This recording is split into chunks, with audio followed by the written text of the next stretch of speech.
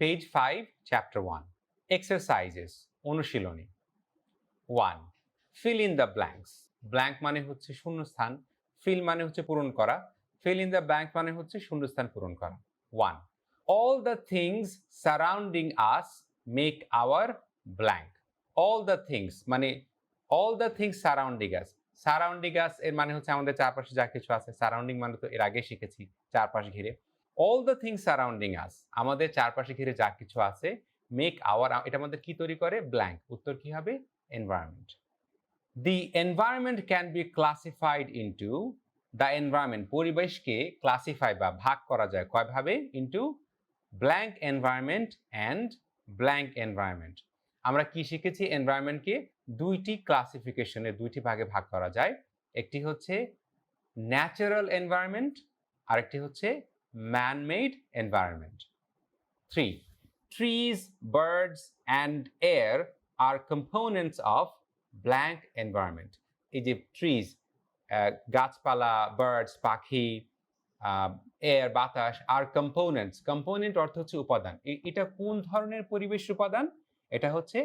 Natural environment অর্থাৎ প্রাকৃতিক পরিবেশের উপাদান an environment having things made by people is known as blank environment an environment মানে এমন একটি পরিবেশ having things made by people মানুষের তৈরি যে সমস্ত জিনিসপত্র যেগুলো যেই মানুষের তৈরি জিনিসপত্র যেই এনভায়রনমেন্ট বা পরিবেশে থাকে সেগুলোকে আমরা কি বলি known as এগুলোকে কি হিসাবে জানা যায় বা আমরা কি হিসাবে এদেরকে চিনি blank environment অর্থাৎ man-made environment 2 put a tick mark on the correct answer tick mark মানে আমাদের সঠিক উত্তরটির পাশে টিক মার্ক এখানে দিতে হবে 1 which one is a component of the natural environment এই যে নিচে যে অপশনগুলো দেয়া আছে এর মধ্যে কোন কম্পোনেন্ট বা কোন উপাদানটি ন্যাচারাল এনভায়রনমেন্ট বা প্রাকৃতিক পরিবেশের উপাদান A tree B table C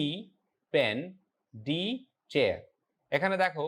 এই এ ট্রি গাছ ছাড়া বাকি সবকিছু কিন্তু মানুষের তৈরি তাহলে এখানে ন্যাচারাল এনভায়রনমেন্ট বা প্রাকৃতিক পরিবেশের উপাদান কোনটি দেখতে পাচ্ছি আমরা উত্তরটি হচ্ছে এ ট্রি মানে গাছপালা 2 which one is a component of the man-made environment which one is a component মানে উপাদান which one is a component কোনটি man-made environment মানুষের তৈরি এনভায়রনমেন্ট উপাদান বার্ডস মানে পাখি অবশ্যই মানুষের তৈরি না বি হিলস মানে পাহাড় অবশ্যই মানুষের তৈরি না ফিশ মাছ মানুষের তৈরি না হাউস ঘরবাড়ি মানুষের তৈরি অতএব নাম্বার 2 এর সঠিক উত্তরটি হবে ডি মানে house 3 answer the following question মানে নিচের যে প্রশ্নগুলো দেয়া আছে সেগুলো আর অ্যানসার মানে হচ্ছে উত্তর দেয়া অ্যানসার দ্য ফলোইং কোয়েশ্চেনস নিচের প্রশ্নগুলোর উত্তর দিতে হবে 1 explain what an environment is explain মানে হচ্ছে ব্যাখ্যা করা explain what an environment is একটি পরিবেশ আসলে কি সেটা তোমাকে কি করতে হবে ব্যাখ্যা করতে হবে 2 write 5 components of natural environment write 5 components মানে হচ্ছে 5টি কম্পোনেন্ট বা 5টি উপাদান of a natural environment এই যে ন্যাচারাল এনভায়রনমেন্ট বা প্রাকৃতিক পরিবেশের 5টি উপাদান এর নাম তোমাকে লিখতে হবে আমরা জানি যে এখানে অনেকগুলো উপাদান রয়েছে 5টি উপাদানের নাম বলা খুবই সহজ 3 mention 3 differences between a natural and man-made environment mention মানে হচ্ছে উল্লেখ করা mention 3 differences ডিফারেন্স মানে হচ্ছে পার্থক্য তাহলে mention 3 differences এটার অর্থ হচ্ছে তোমাকে 3টি পার্থক্য উল্লেখ করতে হবে mention 3 differences between a natural and man-made environment এই জায়গায় between শব্দের অর্থ হচ্ছে মধ্যকার অর্থাৎ between a natural and man-made environment এই যে প্রাকৃতিক পরিবেশ এবং মানুষের তৈরি পরিবেশ এই দুইটি পরিবেশের ভেতরকার যে পার্থক্য সেটা তোমাকে এখানে উল্লেখ করতে হবে 3টি পার্থক্য উল্লেখ করতে হবে 4 sort out the following things in the table below sort out আমরা এর মধ্যে শিখেছি সর্ট মানে হচ্ছে ভাগ করা তাহলে সর্ট আউট মানে হচ্ছে সর্ট আউট এই ফ্রেজটির অর্থ হচ্ছে ভাগে ভাগ করা অর্থাৎ আলাদা আলাদাভাবে এগুলো তোমাকে ভাগ করতে হবে sort out the following things, এই যে নিচে যে জিনিসগুলো দেয়া আছে সেগুলোকে তোমাকে আলাদাভাবে ভাগ করতে হবে ইন দ্য টেবল। নিচে যে ছকটি দেয়া আছে সেখানে আমরা যে ছকটি বা টেবিলটি দেয়া আছে সেখানে কি দেখতে পাচ্ছি,